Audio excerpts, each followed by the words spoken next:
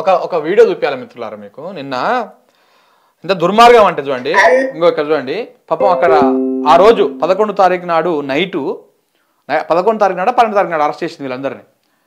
So తెల్లారి రోజు 12వ తారీఖు నాడు అనుకుంటా. ఆ రోజు నైటు లైట్లు బంద్ చేసి పోలీసు వాళ్ళు ఈ గిరిజన ఇళ్లలోకి పోయి మహిళలను ఏ విధంగా చిత్రహింసలు పెట్టిర్రో ఒకసారి ఈమె చెప్తుంది వినండి.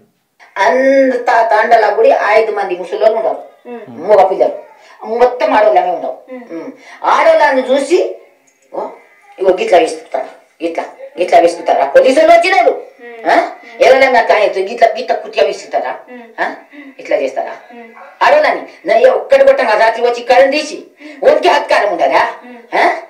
ఓన్కి హత్కారం ఉండదు, ఏం లేదు. ఇప్పుడు డైరెక్ట్ మొత్తం వస్తాము, కోటి మీద కూర్చుంటాము, మా బాంబేయాలే కొత్త ఎవరు మా భూమి గుంజుకోవాలి, అంతే అంతేగా. ఇంత దుర్మార్గం చూసిరా? ఆడవాళ్ళతో ఎట్లా ప్రవర్తించారు పోలీసులు. నాకు తెలిసి గతంలో కూడా ఈ బ్రిటిష్ పాలనలో కానీ నైజాం పాలనలో కూడా ఇంత అరాచకాలు ఉన్నాయో లేవు. ఇవి చూపిస్తున్నాయా ఈ మెయిన్ స్ట్రీమ్ మీడియా కానీ ఈ సోకాల్డ్ యూట్యూబ్ ఛానల్స్ కానీ? చూపిస్తలేవు, అసలు దీని గురించే మాట్లాడతలేరు. ఇంత దుర్మార్గం, ఇంత నీచంగా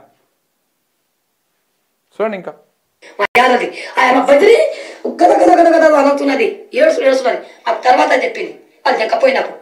అప్పుడు అడిగింటే ఈ రాత్రికి నీకు దేవుడు సంతగా ఉండవు కదా, మేము పట్టపగలు కొట్టినా లాఠీ తీసుకొని కొట్టినా, లాఠీ తీసుకొని కొడితే ఆయన మోకాల మీద జరిగింది, పట్ట కట్టుకున్నది. ఇప్పుడు అది కొట్టినా కదా మేము ఇప్పుడు ఈ ఊరోళ్ళు తాండలు పొద్దుగా దాడి బా లాఠీలతో కొట్టుడు, మహిళల పట్ల ఎట్లా పడితే అట్లా అది చేసుడు.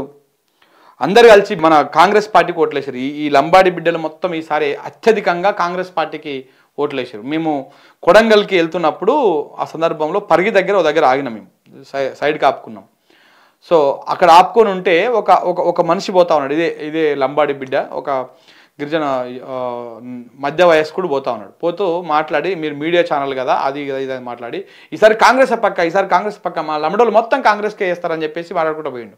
నాకు ఆ మాట బాగా గుర్తున్నది. అంటే మెజారిటీకి అక్కడనే కాదు, దేవరకొండ నియోజకవర్గం చూడండి మొత్తము లంబాడీలే ఉంటారు, ఎక్కువగా లంబాడీ బిడ్డలే ఉంటారు.